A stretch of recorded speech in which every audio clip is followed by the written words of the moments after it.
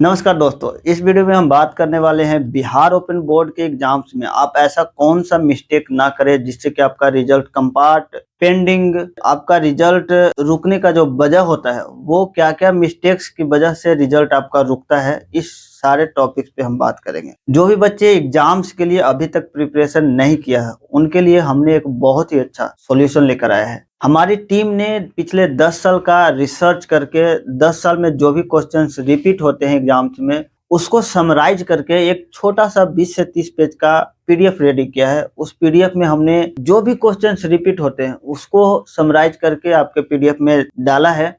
वो पीडीएफ का लिंक हमने डिस्क्रिप्शन बॉक्स में दे दिया है, वहां से आप जाकर के डाउनलोड कर सकते हैं।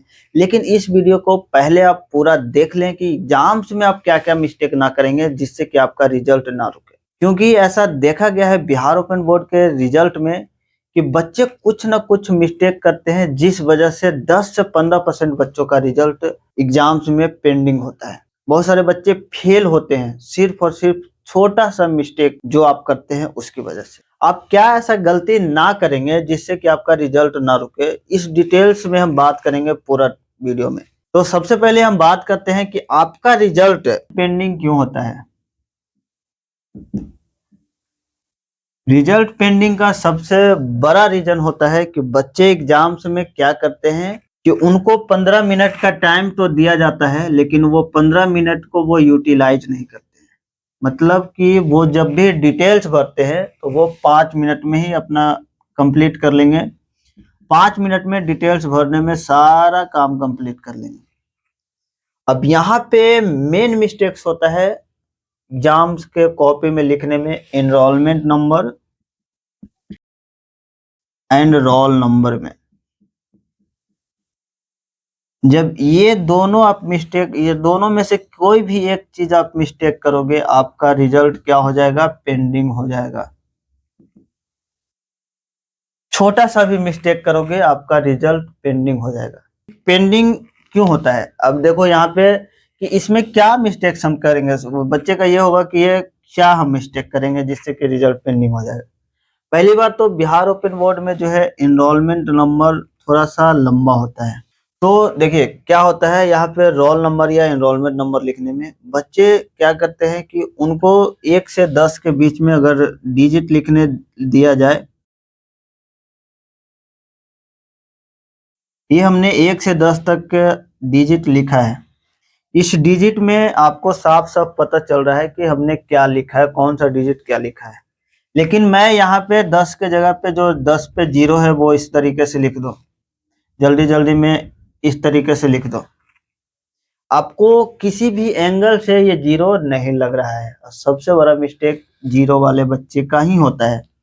जिसके इनरोलमेंट नंबर में या रोल नंबर में 0 है उनका मिस्टेक सबसे ज्यादा होता है। क्योंकि उनको जो लिखने का तरीका है 0 वो 6 की तरह होता है। और जो भी कॉपी चेक करते हैं और कॉपी चेक करने के बाद वो जो रिजल्ट चढ़ाते हैं वो जल्दी जल्दी में चढ़ाते हैं। ऐसा नहीं हो कि आपके रिजल्ट चढ़ाने में आपका 99 मार्क्स चढ़ाना है या 89 मार्क्स चढ़ाना है तो इसके जगह पे रोल नंबर लिखने में वो 5 मिनट लगाएंगे। नहीं, वो 2 से 3 सेकंड में अपना सारा आपका रोल नंबर लिखेंगे और 89 मार्क्स चढ़ा देंगे। इसमें क्या होगा कि आपका जो रोल नंबर इसमें मैच ही नहीं होगा। 0 की जगह 6 दिखेगा तो मैच नहीं होगा, तो वो क्या कर देंगे, पेंडिंग करके आगे बढ़ जाएंगे। अब पेंडिंग यहीं से होता है। तो इस चीज को आपको ध्यान रखना है कि जब भी टाइम मिले आप एक बार शुरू में ही 15 मिनट को यूटिलाइज कीजिए पूरा डिटेल्स भरने में। ये चीज हमेशा ध्यान रखना है कि ये गलती होता है तो ये आपका रिजल्ट पेंडिंग होगा ही होगा। अब बात करते हैं कि आपका रिजल्ट कंपार्ट कैसे होता है। कंपार्ट मतलब आप फेल कैसे होते हो। क्योंकि जो बच्चे, ऐसा तो देखा गया है, जो बच्चे सीबीएसई बोर्ड में उनका मार्क्स ठीक ठाक था, बिहार ओपन बोर्ड में आए उनका रिजल्ट फेल हो जाता है। तो वो गलती क्या होती है वो मैं बताने वाला हूँ आपको। आपको जब भी क्वेश्चंस का आंसर लिखना होता है, आपको जब क्वेश्चंस का आंसर लिखेंगे, आपको जब कॉपी मिलती है, आपको जब कॉपी मिलता है हॉल में, तो आप सबसे पहले तो आप कॉपी में मार्जिन देते हो। मार्जिन का मतलब होता है कि ये आपका मान लिया जाए कॉपी है, इसमें आपने ये मार्जिन हमने यहाँ पे दिया है तो ये जो मार्जिन है, हमने यहाँ पे ये मार्जिन दिया है, ये जो मार्जिन है इसको आप थोड़ा सा बढ़ा कर दो। पहले तो आप 1/4 भाग में कॉपी को डिवाइड करो, 4 भाग में आप डिवाइड करोगे। 4 भाग में डिवाइड करने के बाद बच्चे गैप छोड़ते हैं 1 भाग को, नहीं आप 1.5 भाग को गैप छोड़ो। मान लिया जाए ये भाग है, ये वाला भाग आपका 1 भाग है, तो इसमें 1.5 भाग का लगभग गैप छोड़ो। इससे क्या होगा, इससे होगा ये कि आपका मार्जिन थोड़ा सा ज्यादा होगा, और आप जो 2 लाइन का आंसर लिखने वाले हो, आपको 2 लाइन का आंसर आता है, ये आपका चला जाएगा 3 लाइन में,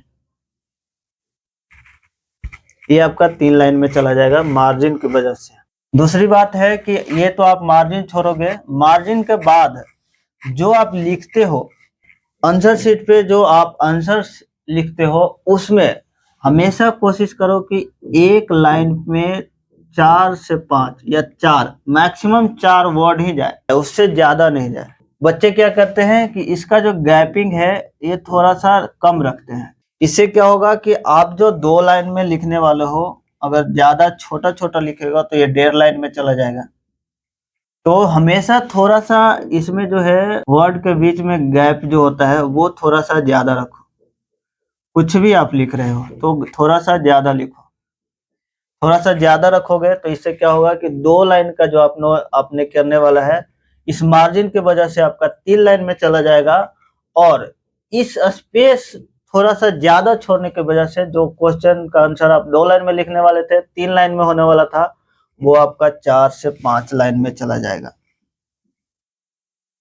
अब ये 5 लाइन में जाएगा तो जो भी टीचर्स कॉपी चेक करते हैं वो आपका ये देखते हैं कि आपने आंसर कितना लिखा है, इस पे ध्यान ज्यादा दिया जाता है। अगर आपका 2 मार्क्स का क्वेश्चन है और इसमें आपने 5 लाइन में लिखा है तो आपको फुल में फुल मिलने की पूरी पूरी संभावना है। और ये जो चीजें मैं बता रहा हूँ ये आपको कोई भी नहीं बताएगा, आप पूरा यूट्यूब खंगाल लो, आपको ये चीज कहीं नहीं बताया जाएगा। एग्जाम्स में चाहे वो बिहार ओपन बोर्ड का एग्जाम हो, बिहार बोर्ड का एग्जाम हो, सीबीएसई बोर्ड का एग्जाम हो, या कोई भी एग्जाम आप दे रहे हो, ये चीज आप कर लोगे आपका नंबर कहीं भी कटेगा ही नहीं, आप फेल नहीं होगे। और दूसरा चीज है, कॉपी आपका खाली नहीं होना चाहिए। आपको आंसर नहीं आ रहा है, आप कुछ लिखो, उस टॉपिक के बारे में कुछ तो पता होगा आपको, टॉपिक से रिलेटेड आपको कुछ भी आता है, आप बस कोशिश करो कि उस टॉपिक को टच कर लो, उस आंसर को टच करना है, कुछ ना कुछ लिखना है। मान लिया जाए 5 नंबर का आपका एग्जाम है, 5 नंबर में आप कुछ 5 नंबर का नहीं लिखोगे, इतना बड़ा आंसर नहीं लिखोगे, इतना बड़ा तो आंसर लिख सकते हो आप, इतना बड़ा भी नहीं लिखोगे, इतना बड़ा तो लिख सकते हो, कुछ तो नंबर मिल जाएगा। तो ये चीज को आप हमेशा ध्यान रखो, ये सिर्फ बिहार ओपन बोर्ड के लिए नहीं है, ये सारे एग्जाम्स के लिए है। जब आप आंसर लिखते हो तो हमेशा ध्यान रखें ये मार्जिन का और ये गैपिंग का, वर्ड का गैपिंग थोड़ा सा ज्यादा होना चाहिए। हमेशा कोशिश करें एक लाइन में 4 से 5, मैं सो रहा था, एक लाइन पूरा, 4 वर्ड में एक लाइन पूरा हो गया। अब इसे मैं अगर थोड़ा सा गैप कम करूंगा तो यहाँ तक में ही ये कंप्लीट हो जाएगा, मतलब कि एक लाइन में जो होना था वो मात्र आधा लाइन में हो गया। तो इस चीज का आपको ध्यान रखना है, और हमेशा ध्यान रखना है, इससे तो आपका नंबर थोड़ा कम और ज्यादा आता है, लेकिन आप रोल नंबर वाली गलती करते हैं तो इससे तो आपका रिजल्ट ही पेंडिंग हो जाएगा। और जब अभी एक बार रिजल्ट आपका पेंडिंग होता है तो आप बोर्ड ऑफिस के चक्कर लगाते लगाते थक जाओगे, आपका रिजल्ट क्लियर नहीं होगा। मैक्सिमम चांस में ये देखा गया है बच्चे 6-6 महीना दौड़ते हैं, उनका रिजल्ट क्लियर नहीं होता है। तो आप ये मिस्टेक ना करो ताकि आपको दौड़ना ना पड़े। ये मेन 2 पॉइंट्स थे, और हमेशा कोशिश करना एग्जाम्स में कॉपी खाली नहीं जाना चाहिए। अगर आप कॉपी में कुछ भी लिख कर आओगे, आप 100% गारंटेड लिख लो कि आप पास हो जाओगे। ये जो टिप्स है ये अब मैं आपको यूट्यूब पे अभी खुलेआम दे रहा हूँ, लेकिन मैं अपने जितने भी बच्चे हमसे जुड़े हुए हैं सबको मैं ये चीज बोलता हूँ कि आपको जो आए वो आप लिख दो ना कॉपी में, आप फेल नहीं होगे। हो सकता है नंबर थोड़ा कम आ जाए, लेकिन फेल नहीं होगे, ये गारंटेड लिख कर ले लो। ये तो बात हो गई पेंडिंग की और कंपार्ट की। जो भी बच्चे अभी तक पढ़ाई नहीं कर पाए हैं, उनके लिए हमने एक बहुत ही अच्छा सॉल्यूशन लेकर आया है। सॉल्यूशन क्या है कि हम और हमारी टीम ने मिलकर पिछले 10 साल का क्वेश्चन पेपर्स को मिला करके जो भी क्वेश्चंस रिपीट होते हैं एग्जाम्स में, उसको हमने एक समराइज पीडीएफ तैयार किया है। उस पीडीएफ को हमने वेबसाइट पे दे दिया है। पीडीएफ का मिनिमम चार्ज 50 रुपया रखा गया है। 50 रुपया इसलिए भी रखा गया है ताकि आप उस पीडीएफ की वैल्यू कर सको, क्योंकि जो चीजें फ्री में मिलती है ना, उसकी वैल्यू नहीं होती है। ये सच बात है। नीचे डिस्क्रिप्शन बॉक्स में लिंक दे दिया गया है, वहां से आप जाकर के डाउनलोड कर सकते। मिलते हैं फिर नेक्स्ट वीडियो में।